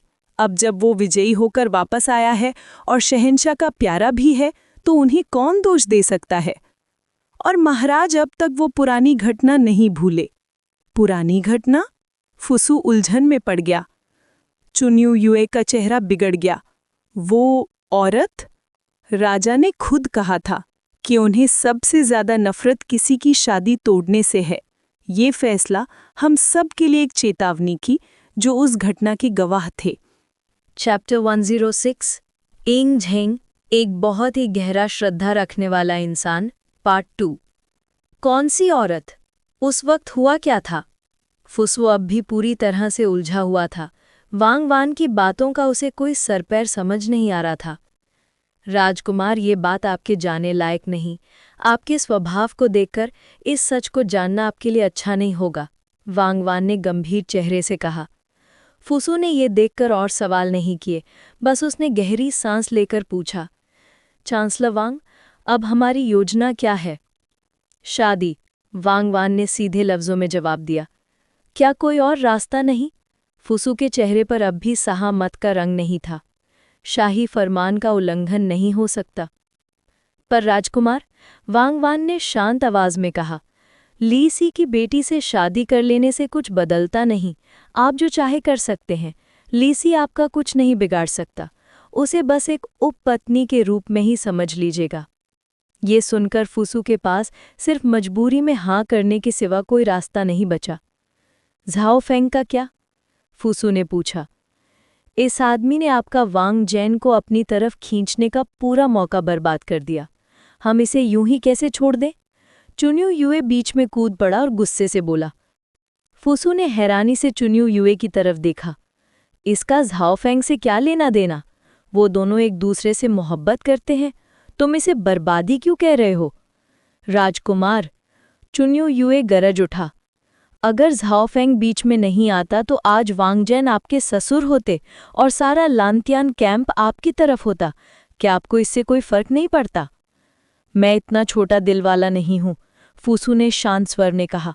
और वैसे भी ये सब सच में सोचा नहीं जा सकता था। चुन्यू युए अब भी तैयार था लड़ने के लिए। दिल के कोने में उसकी अब भी एक उम्मीद थी कि अगर झांग फेंग को किसी तरह वांग परिवार से अलग कर दिया जाए तो फुसू के लिए अब भी एक मौका बचा हो। सेना की ताकत, वही तो असली बुनियाद है। ग्रैंड ट्यूटर चुन्यू, वांग वान ने धीमी पर साफ आवाज में कहा, इतना दूर मत बढ़ो। अभी हमें लीसी का सामना कैसे करना है इस पर ध्यान देना चाहिए। ये सुनकर चुन्यू युए चुप हो गया, पर उसके चेहरे से साफ था कि वो अभी ये मुद्दा छोड़ने को तैयार नहीं। आखिर फुसू उसका शिष्य था और उसके भविष्य की योजना बनाना उसका फर्ज भी था। राजकुमार, वांग वान ने अचानक कहा, मैंने कुछ सुना है जो हमारे लिए फायदेमंद हो सकता है। क्या सुना है चांसलर वांग? फुसू तुरंत सतर्क हो गया। क्या राजकुमार ने कभी हान फेई का नाम सुना है? वांग वान मुस्कुराया। हान फेई का नाम तो दुनिया भर में मशहूर है। वो एक अनोखी प्रतिभा वाला आदमी है, लीसी की तरह ही मास्टर शुनजी का शिष्य, और सुना है कि कानून शास्त्र में उसकी पकड़ तो लीसी से भी ज्यादा है। हान के लोग उनसे बहुत प्रेम करते थे, पर दुर्भाग्य की बात है हान के राजा ने उसकी कभी कद्र नहीं की, वरना हान इतनी आसानी से पिंग के हाथ कैसे गिरता? बिल्कुल सही राजकुमार, वांग वान हंसकर बोला। पर आपने अचानक हानफे का जिक्र क्यों किया? फुसू हैरानी से पूछा। हानफे इस वक्त कैद में है, पर कोई आम जेल में नहीं, एक खास कैद खाना जो स्वयं महाराज ने बनवाया है। उस कैद में उसे शाही भोजन, शाही शराब तक मिल रही है। उसे एक दोषी की तरह बिल्कुल नहीं रखा जा रहा। और ये भी सुना है, महाराज ने वांग जैन को साफ कहा था कि हान के सभी पकड़े गए अधिकारी मार दिए जा सकते हैं, पर हान फई को कभी नहीं छेड़ना। इससे राजकुमार कुछ समझ नहीं पाते। फुसू की आंखें तुरंत बदल गईं। पिताजी हानफई को किसी बड़े पद पर बिठाना चाहते हैं। बिल्कुल, वांग वान का चेहरा तेज हो गया। और ये भी कहा जाता है कि हानफई की प्रतिभा लीसी से कहीं आगे है। अगर हानफई को प्रधानमंत्री जैसे पद मिल गए तो लीसी का क्या होगा? वो तो नए राजवर्ग का नेता है। और अगर हानफई आपकी तरफ आ गया तो सोचिए भविष्य का दरबार कैसा लगेगा। फुसू कुछ देर तक चुप रहा। उसकी आंखों में सोच की चमक थी। चांसलर का मतलब है मैं हानफई को अपनी तरफ कर लूं? बिल्कुल, वांगवान ने सीधे कहा। हानफई एक महान मनस है। अगर वो आपके पक्ष में आ गया तो महाराज उसे उच्च पद देंगे, शायद 9 मंत्रियों में से एक का पद भी। आपके लिए ये एक दमन हथियार होगा। फुसू ने धीरे से सिर हिला लिया। चुन्यू युए के घर पर। आदेश दीजिए ग्रैंड ट्यूटर। एक परछाई सामने आकर रुकी। यिंग चुआन जाओ, चुन्यू युए ने ठंडी आवाज में कहा। एल्डेस्ट इंपीरियल सन के लिए एक काम करना है। Royal mention. बड़ा सैन्यपति वापस आ गया। रॉयल मैंशन के प्रबंधक की जोरदार आवाज पूरे महल में गूंज उठी। एक पल में सारे नौकरदास बाहर आ गए स्वागत के लिए तैयार। मिसेस वांग, वांग यान और वांग जैन के पोते वांग ली भी बाहर आ गए। कुछ ही देर में 3 घोड़ों से जुड़ी गाड़ी महल के दरवाजे पर आकर थमी। वांग जैन धीरे से नीचे उतरकर खड़े हो गए। मास्टर, पिताजी, दादाजी, तीनों की आवाज एक साथ गूंजी। वांग जैन के चेहरे पर गर्माहट आ गई। ली, इधर आओ, दादाजी को गले लगाओ। वो झुककर हंस पड़े। वांग ली बिना डरे दौड़कर उनके पास पहुंच गया। पूरे 1 साल बाद मिल रहा हूं और मेरा छोटा ली तो बहुत लंबा हो गया। वांग जैन ने खुशी से उसे उठा लिया। फिर वो महल की तरफ बढ़े। उनकी नज़र मिसेस वांग और वांगयान पर पड़ी। अंदर चलो, उन्होंने प्यार से कहा। मास्टर, मैंने खाने की पूरी व्यवस्था करवा दी है। फिक्र मत करो, वांग जैन मुस्कुराकर बोले। मैं तो महल में ही बहुत खा चुका हूं, बाद में खा लेंगे। ऐसे ही हंसी मजाक करते हुए वो अंदर चले गए। रास्ते भर नौकरदास झुककर प्रणाम करते गए और वांग जैन बस हाथ हिलाकर उन्हें उठने का संकेत देते रहे।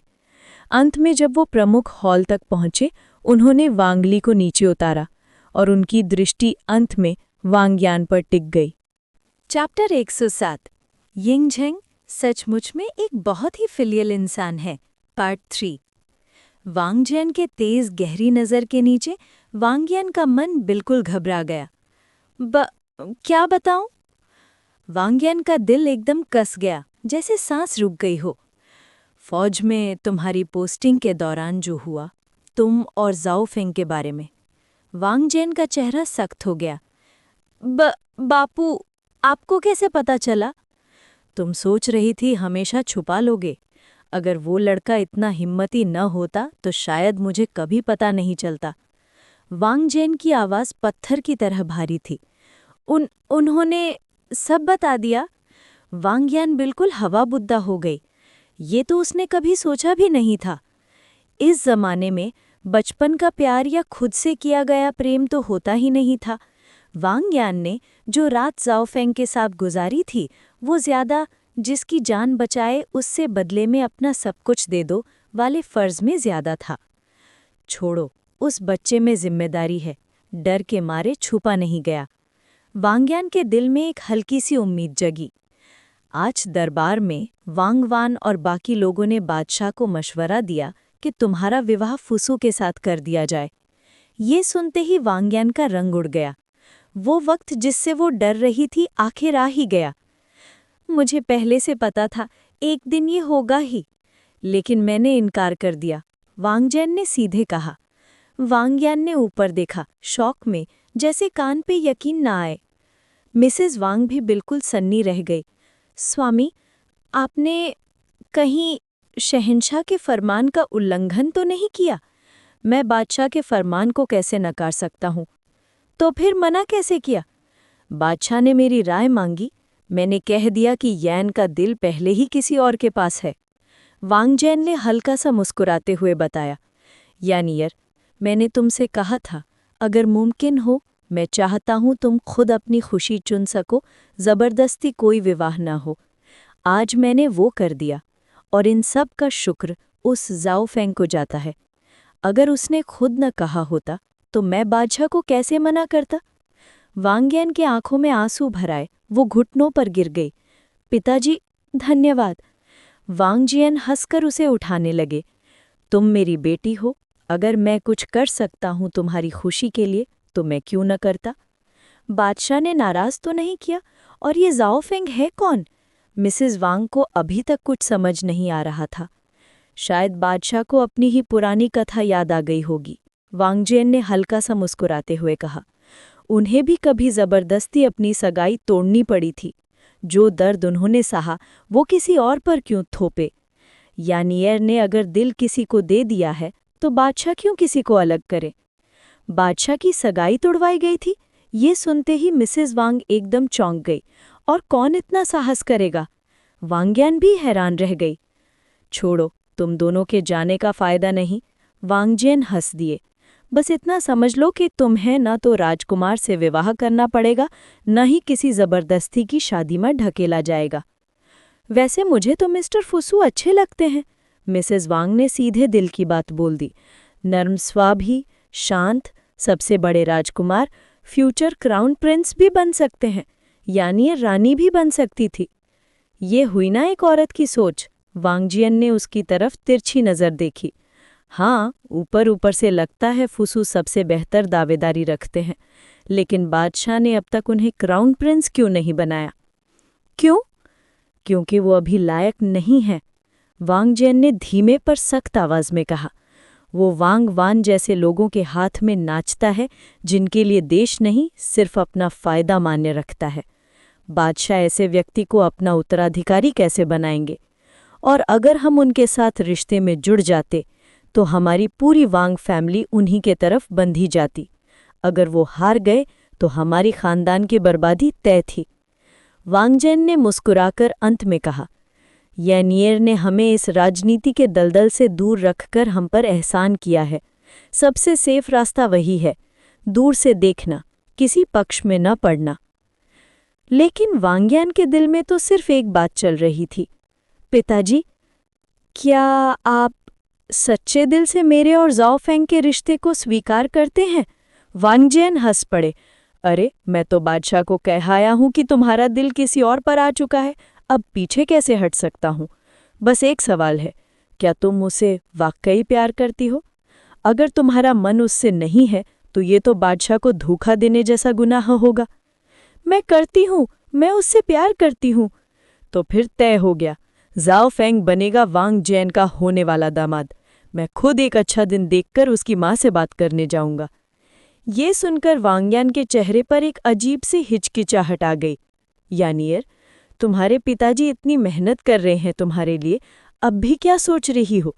इतने दिन से तुम्हारी शक्ल उतरी हुई थी और तुमने एक बार भी हमसे उस जाओ फेंग का जिक्र नहीं किया। वो है कौन? चैप्टर 108 यिंग ज़ेंग सचमुच में एक फिलियल आदमी है। भाग 4।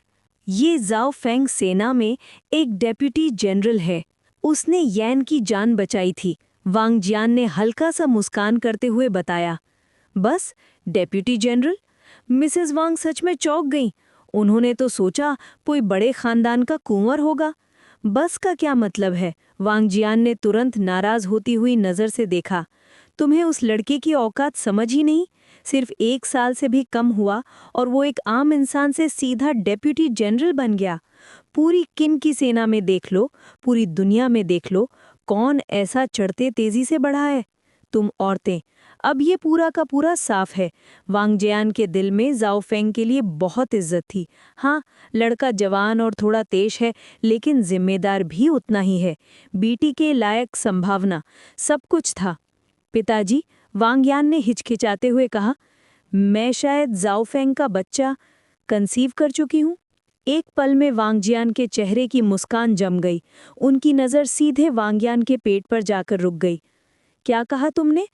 तुम जाओ फेंग का बच्चा पाल रही हो? मैं कई दिनों से उल्टी आ रही है और बिना वजह घबराहट भी होती है। वांगयान की आवाज़ डर से कांप रही थी। वांगजियान ने एक लम्हे के लिए उसकी घबराहट भरी सूरत देखी और फिर अचानक जोर से हंस पड़े। बहुत बढ़िया, बहुत बढ़िया। मैं वांगजियान अब दादा बनने वाला हूँ। वांगयान हैरान रह गई। उसे लगा था पिताजी गुस्से से फट पड़ेंगे। पिताजी, अब गुस्सा नहीं हो? उसने धीरे से पूछा। वो रात जाओफेंग के साथ गुजारी वो रात उसकी नज़रों में मजबूरी, ग्रैटिट्यूड और थोड़ी सी जिद का जोड़ था। उसने कभी सोचा भी नहीं था कि वो सच में माँ बन जाएगी। गुस्सा? हाँ, गुस्सा तो है। वांगजियान की आवाज़ में थोड़ा सा डांट भी था, थोड़ा प्रेम भी। शादी से पहले ही मेरी बेटी को माँ बना दिया, बेशरम लड़का। लेकिन जो हो गया वो हो गया। अब गुस्से का क्या फ़ायदा?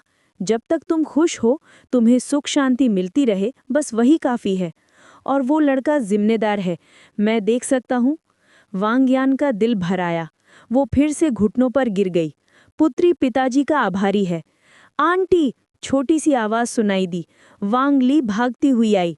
आंटी, क्या आपके पेट में एक छोटी बहन है? अरे वाह! वांगजियान ने हंसी दबाते हुए पूछा। ली को छोटी बहन चाहिए? हाँ, वांग ली ने बिना सोचे जवाब दे दिया। तो फिर 10 महीने बाद पता चलेगा। वांगजियान हंसी के साथ बोला। छोटा भाई आता है या छोटी बहन? मिसेस वांग ने तब बात छेड़ी। स्वामी, अब जब यानर गर्भवती है तो क्या हमें जाओफेंग को तुरंत बुलाकर शादी करवा देनी चाहिए? जाओफेंग अभी अभी डेप्यूटी जनरल बना है। वो एक महत्वपूर्ण चौकी पर तैनात है और अभी उसकी 2 साल की मूल सेवा भी पूरी नहीं हुई है। उसे बुलाना आसान नहीं। ऊपर से एक बार मैं पहले ही बादशाह को मना करके उन्हें नाराज कर चुका हूँ। अगर फिर से मांग रखी तो शायद उनकी क्रोध भड़क उठती। मिसेस वांग घबरा गई। तो फिर यानर का क्या होगा? हमारी वांग हवेली इतनी छोटी नहीं है, वांगजियांग ने गर्व और क्रूर सा प्रेम मिलाकर कहा। जो लोग कुछ बोलने की हिम्मत करें, मैं देख लूंगा कौन मेरी बेटी के खिलाफ बोलने की जुर्रत करता है। यानर, तुम बस आराम से गर्भ संभालो। और तुम, वो मिसेस वांग की तरफ मुड़े, यानर का पूरा ख्याल रखना। जरा सी परेशानी भी उसे मत होने देना। एज फॉर जाओफेंग, मैं खुद एक पत्र लिखूंगा। देखते हैं ये खबर सुनकर वो क्या फैसला करता है। वांगजियान की आवाज़ में क्यूरियोसिटी भी थी और एक पिता का कसौटी। संपूर्णतः पिताजी का आदेश मंजूर है, वांगयान ने हल्के से झुककर कहा। वे शहर, वे नदी के किनारे। जाओफेंग अपने घोड़े पर सवार, पीछे उसके 100 विश्वासपात्र सैनिक और सामने विशाल बेइंतहा बहने वाली वे नदी। उसका दिल एक अजीब सी विराट भावना से भर गया। ये वे नदी एक महानदी का सिर्फ एक ट्रिब्यूटरी है। अपने पिछले जन्म में जाओफेंग दक्षिण का रहने वाला था। उसने कभी इस नदी को देखा ही नहीं था। इस दौर में इसे महानदी कहते हैं। आने वाले युगों में इसे येलो रिवर कहा जाएगा। सो ये है वो मशहूर वे नदी। जाओफेंग ने धीरे से कहा। वास्तव में कमाल की जगह है। कभी लोग यहाँ नदी के सामने कस्में खाते थे, लेकिन उस धोखेबाज सीमा ने इस पवित्र जगह का मजाक बना दिया। आने वाले कल में वे नदी की कसम एक चुटकुला बन जाएगा। इसी दौरान जांग हान और उसके विश्वासपात्र घोड़े सवार तेज रफ्तार से नदी की तरफ आते दिखाई दिए। जनरल, सब कुछ तैयार है। हानसी ने वे शहर के पास एक गुप्त जगह ढूंढ ली है, यहाँ से 1 घंटे की दूरी पर है। जो लोग हमने छुप छुप कर चुने थे, सब वहाँ शिफ्ट कर दिए गए हैं। क्या आप अभी चलना चाहेंगे? सो तैयारी पूरी हो चुकी है। जाओफेंग ने हल्का सा मुस्कुराते हुए सिर हिलाया। रास्ता दिखाओ।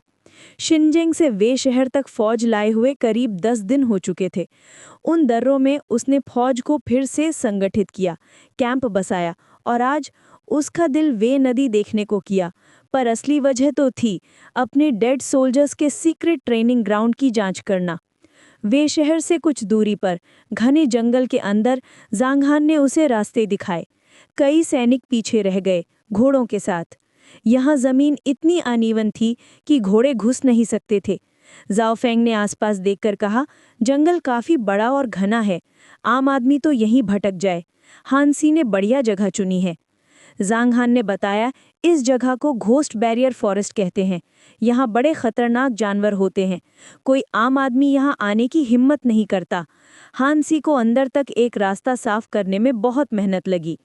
जगह सच में गुप्त है, जाओ फेंग ने मुतमाइन होकर कहा, लेकिन जब डेड सोल्जर्स की ट्रेनिंग पूरी हो जाए तो हमें बाहर कई चौकियां बनानी होंगी। अगर कोई घुसने की कोशिश करे तो छुप सकते हो तो छुपो, पर अगर देख लिया गया तो उसे वहीं खत्म कर देना। हानसी इतना तो समझ गया होगा, जांग हान मुस्कुराते हुए बोला। दोनों बातचीत करते हुए आगे बढ़ते गए। लंबी पैदल यात्रा के बाद वो एक ऊंची सीधी खड़ी चट्टान के नीचे पहुंचे। वहां ढेर सारी लकड़ी की झोपड़ियां बनी थीं। चारों तरफ बाड़ और पहरेदार थे। रुको, एक पहरेदार ने तेज आवाज में उनका रास्ता रोका। हमारे स्वामी आए हैं, राह दें, जांग हान गरजा। जांग हान को पहचानकर सब पहरेदार तुरंत घुटनों पर गिर गए। प्रणाम स्वामी। जाओ फेंग ने सिर हिलाया और धीरे धीरे अंदर चले गए। अंदर सैकड़ों की तादाद में युवा युवतियां लाइन में खड़े ट्रेन हो रहे थे। उन्हें पुराने हान इंपीरियल गार्ड्स के एलीट लोग ट्रेनिंग दे रहे थे, जो अब जाओ फेंग के आदमी बन चुके थे।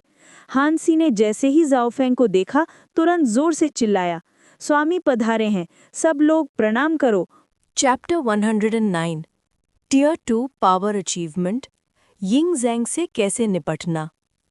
जब वो आवाज़ गूंजी, उस पल सामने खड़े 300 लड़के लड़कियों ने एक पल की भी देरी न की। सब तुरंत घुटनों पर गिर गए। हम अपने लॉर्ड को प्रणाम करते हैं। उम्र छोटी थी, पर एक बात सबके दिल में बिल्कुल साफ थी। हानसी ने इन सब को मौत के मुंह से खींच कर निकाला था, और हानसी के हिसाब से उनके नए जीवन का असली दाता सिर्फ जाओ फेंग था। उठो। जाओ फेंग ने हाथ हिलाया, नजर में अथॉरिटी की ठंडक थी। धन्यवाद लॉर्ड। वो सब खड़े हो गए, आंखों में शराफत भी थी और डर भी। जाओ फेंग ने उनकी तरफ देखकर बोलना शुरू किया, आवाज में हुक्म का बोझ था। मैंने तुम्हें जीवन दिया है, और इसका बदला तुम एक ही तरीके से चुका सकते हो, मुझे अपने डेड सोल्जर्स बनकर। अब से तुम्हारी आज़ादी खत्म। तुम सबसे कठिन ट्रेनिंग से गुजरोगे। हो सकता है तुम में से कई इस दौरान मर भी जाए, पर जो बच गए और इलीट बन गए, उनका फ्यूचर इतना बड़ा होगा कि तुम सोच नहीं सकते। धन, मान, शोहरत सब तुम्हारे कदमों में होगा। बस एक चीज चाहिए, वफादारी। फिर उसकी आवाज़ ठंडी हो गई। इस दुनिया में सबसे मुश्किल चीज़ इंसान का दिल होता है। बेख्याल, बेवफा लोग न मेरे लायक न मेरे रक्षण के। ये कहकर उसने अपना फॉस पैनल खोला। फॉस लीडर जाओ Feng, double cultivation speed, members 515, primary cultivation technique, intermediate internal skill, rank level 2, next upgrade 5000 members पर लेवल 3, ट्रेट स्पिरिट आइटम्स जलाने पर कल्टीवेशन बढ़ती है, मंथली फ्री एट्रीब्यूट पॉइंट्स 200। साथ ही नीचे मेंबर्स के लॉयल्टी वैल्यूज भी दिख रही थी। एक नज़र में उसकी आंखों में ठंडक आ गई। कुछ लोगों की लॉयल्टी 40 से नीचे, ये तो सीधा दुश्मनी थी। उमर, काउच्यू, हुई, टोटल 7 लोगों के नाम उसने पुकारे। सामने आओ। वो सब परेशानी में आगे बढ़े, 4 बच्चे और 3 पहले के हान एम्पायर गार्ड्स। जाओ फेंग ने सीधा सवाल पूछा, क्या तुम मुझसे नफरत करते हो? 7 का रंग उड़ गया। वो तुरंत घुटनों पर गिर गए। हम समझ नहीं पाई लॉर्ड। आज तुमसे पहली बार मिल रहा हूं, फिर भी मैं तुम्हारे दिल देख सकता हूं। मैंने तुम्हारी जान बचाई और तुम शुक्रिया के बजाय मेरे खिलाफ जहर पालते हो। ऐसा कहना था कि उसके एड्स तुरंत आगे बढ़ाए। एक पल में 7 को जमीन पर दबा लिया गया। लॉर्ड, ये क्या? हम कुछ नहीं जानते, कृपया हमें बताइए। उनकी चीखें जंगल के अंधेरे में गूंज उठी। जाओ फेंग ने हल्का सा हाथ हिलाया। जांगहान ने बिना एक शब्द बोले तलवार खींच ली। शट! पहला सर जमीन पर लुढ़क गया। दूसरी बार से दूसरा। बचे हुए लोगों की रूह कांप उठी। 3 बच्चे तो सीधा रू पड़िए। तब उनमें से एक जवान लड़का चीखा, गुस्से और दर्द की मिलावट से, हाँ, मैं तुमसे नफरत करता हूं। अगर तुम मुझे बचा सकते थे तो मेरे बाप को क्यों नहीं बचाया? क्यों? सारी भीड़ सन्न हो गई। जाओफेंग ने एक पल के लिए भी पछतावा नहीं दिखाया। मैं तुम्हें क्यों बचा था? क्योंकि तुम मेरे काम आ सकते हो। तुम्हारा बाप किसी काम का नहीं था। मैं तुम सबको इसलिए बचाया क्योंकि तुम यूजफुल हो। मैं कोई सेंट नहीं हूं। जांघान ने बाकी को भी वही अंजाम दिया। खून मिट्टी में सीप गया, लाल, गरम, भारी। जाओफेंग ने अंदर ही अंदर सोचा, एक कटोरी चावल से एहसान होता है, पर एक बोरी चावल से दुश्मनी। ये दुनिया सीधी नहीं है और वो भी कोई साधु नहीं। किन ने हान को जीत लिया था। आगे 5 राज्यों का सफाया बाकी था। हिस्ट्री में ये काम 10 साल चला था और उसके बाद किन का पतन आया। उन सब से पहले वो अपनी खुद की ताकत बनाएगा, दुनिया की सबसे गहरी परछाइयों में, और ऊपर से सेना का नियंत्रण। ये दुनिया किंग्स और जनरल्स के हाथ में पैदा होके नहीं आती, लिया जाता है। 7 लोगों की मौत के बाद बाकी 300 लोगों के दिलों में एक साथ ही डर भी था और भक्ति भी। जाओफेंग ने ठंडी आवाज में कहा, मैं तुम्हारे दिल देख सकता हूं। बेवफाई का अंजाम सिर्फ मौत। और गद्दार अकेला नहीं मरता, उसका पूरा खानदान साथ जाता है। एकदम एक मजबूत आवाज गूंजी, हम अपने लॉर्ड के लिए जान दे देंगे। फिर 300 आवाजों ने आसमान हिला दिया, हम अपने लॉर्ड के लिए जान दे देंगे। जाओफेंग की नजर उस पहले लड़के पर टिक गई जिसने सबसे पहले पुकारा। उसकी आंखों में जज्बा था, हिम्मत थी और दिमाग भी। Chapter 110 tier 2 power achievement, Yung Zeng को कैसे संभालें, पार्ट 2। तुम्हारा नाम क्या है? जाओफेंग ने उस लड़के से पूछा। लॉर्ड को प्रणाम, मेरा नाम यिंग बू है। लड़के ने जोर से जवाब दिया। उसके चेहरे पर एक भी लहू का रंग नहीं उतरा था। सामने लाश पड़ी थी, लेकिन उसकी आंखों में बस जज्बा था। ये नाम सुनते ही जाओफेंग का दिल हिल गया। यिंग बू? ये तो कमाल का खजाना मिल गया। हिस्ट्री में ये वही खतरनाक जनरल था जिसका बल सियांगयू के बाद दूसरे नंबर पे माना जाता था। वॉरिंग स्टेट्स के दौरान इसका मतलब था छू का आदमी। फिर ये हानलैंड में कैसे आया? उम्र भी बराबर ही लग रही थी, लगभग 11 साल। तुम छू से हो, सही? जाओफेंग ने हल्की सी कसौटी से पूछा।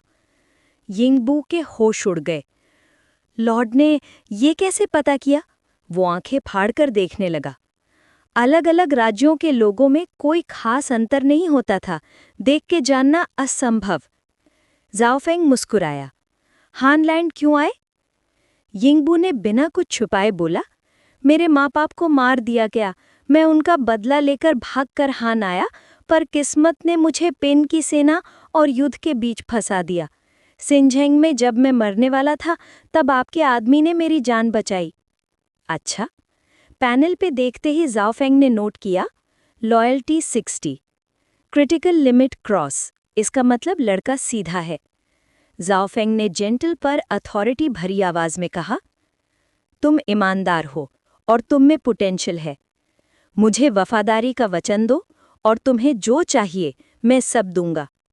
आज से तुम इन 300 डार्क गार्ड्स के टेम्पररी लीडर हो। ट्रेनिंग के बाद अगर तुम सबसे बेहतर निकले तो परमानेंट कमांडर भी तुम ही बनोगे।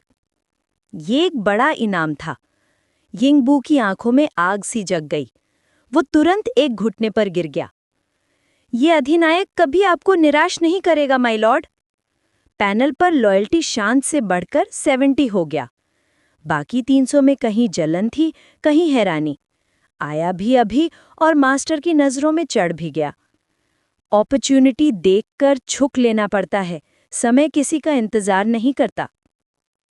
हानशी, जाओफेंग ने पीछे मुड़कर बुलाया। लॉर्ड, आपका दास हाजिर है। इनका ट्रेनिंग अभी कौन करा रहा है? हानशी ने एक मजबूत पहलवानी इंसान की तरफ इशारा किया। ये हान श्वांग, पहले हान इंपीरियल गार्ड्स के वाइस कमांडर थे, फौज की ट्रेनिंग में कमाल के माहिर हैं। हान श्वांग ने तुरंत झुककर प्रणाम किया। My Lord. ज़ाओ फेंग हल्का सा मुस्कुराया। तुम इंपीरियल गार्ड्स के वाइस कमांडर थे, हान की राजधानी गिरने से पहले रिटायर हुए, फिर मेरे साथ इस सुना सुना पहाड़ों में क्यों चले आए? हान श्वांग ने सीधे सच्चे लफ्जों में कहा, जिंदा रहने के लिए और अपने परिवार के लिए। मेरी एक ही कला है, सिपाही बनाना। अगर लॉर्ड मुझे पिन की शार्प सोल्जर्स जैसे इनाम और सजा के नियम दे दें तो मैं भी एक लाजवाब फौज खड़ी कर दूंगा। ज़ाओ फेंग की नज़र और तेज हो गई। मुझे आम सिपाही नहीं चाहिए, वो तो पिन आर्मी के शार्प सोल्जर्स ही संभाल लेंगे। मुझे चाहिए डेड सोल्जर्स, रात की गहराइयों में चलने वाले, सिर्फ मेरे आदेश मानने वाले और किसी से ना डरने वाले किलर्स। हान श्वांग एक पल में समझ गया। आप मुझे असैसिन्स तैयार करने को कह रहे हैं। कर सकते हो? कर सकता हूं, पर ट्रेनिंग बहुत ही कठोर होगी। मुझे परवाह नहीं, मुझे असली एलीट डेड सोल्जर्स चाहिए। आदमी चाहिए, दे दूंगा। पैसे चाहिए, दे दूंगा। बस काम हो जाना चाहिए। हान श्वांग बिना सोचे घुटनों पर गिर गया। ये आदमी लॉर्ड को कभी निराश नहीं करेगा। ज़ाओ फेंग ने हाथ हिलाया। हुश! कई 100 छुरियां, चक्रम, short blades, arrows, crossbow bolts जमीन पर जैसे आसमान से टपसे हों। ज़ाहिर और उसके आदमी आदत डाल चुके थे, पर दूसरे सब होश के निशान भी ना रहे। ये इतने हथियार हवा से? लॉर्ड तो इमॉर्टल हैं, इसलिए वो दिल देख सकते हैं, कोई आम आदमी नहीं। आस्था और डर दोनों सिमटकर उनके दिलों में जम गए।